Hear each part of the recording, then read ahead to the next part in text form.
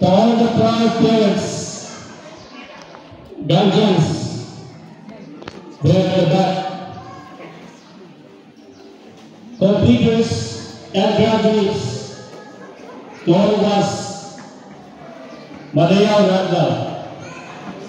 Wow.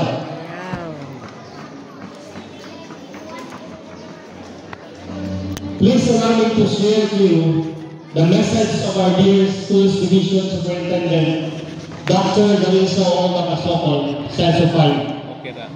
He says, my heartfelt congratulations to all the graduates and completers of school year 2024-2025. Today, we celebrate not just milestones, but the triumph of your perseverance, sacrifices, and determination. Through all the challenges, academic struggles, personal battles, and every uncertainties brought by the times, you never gave up.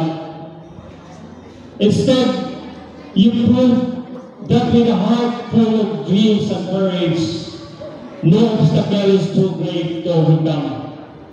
Tama? Can I see thumbs up? Thumbs up daw, thumbs up. This year's theme, Henerasyon ng Pagkakaisa, Kaagapay ng Bagong Pilipinas, reminds us that no dream is achieved alone.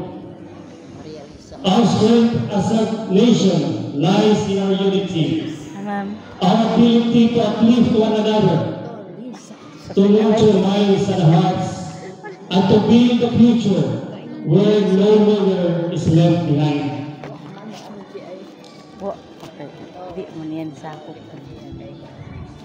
Dear learners, you are the new faces of hope, equipped with the skills, values, and resilience to create a future that is innovative, inclusive, and transformative. However, remember that this is just the beginning. The world beyond these halls will test you, challenge you, and push you beyond your limits. But always remember, wherever life takes you, remain Madayaw in all that you do. Do you know the meaning of Madayaw?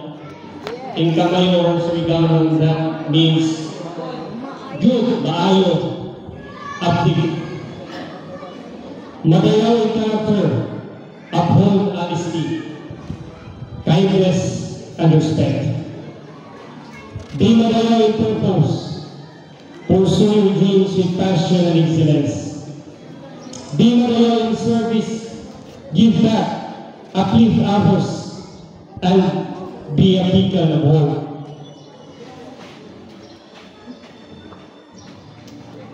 Your future is bright and your potential is limitless.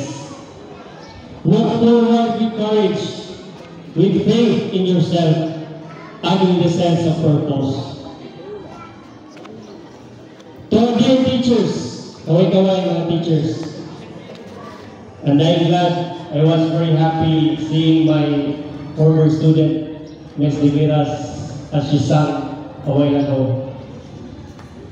Kasi sa high school pa siya, senior na din siya noon sa Mother of Mercy Academy. Yes. You are the architects of hope, shaping the dreams of every student who walks into your classroom.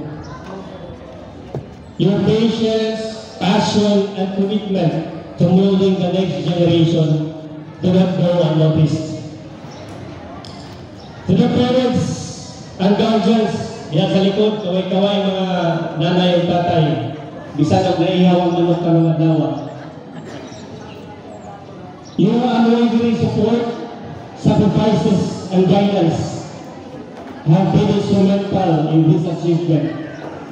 You have worked alongside your children, providing them with love and encouragement to overcome challenges.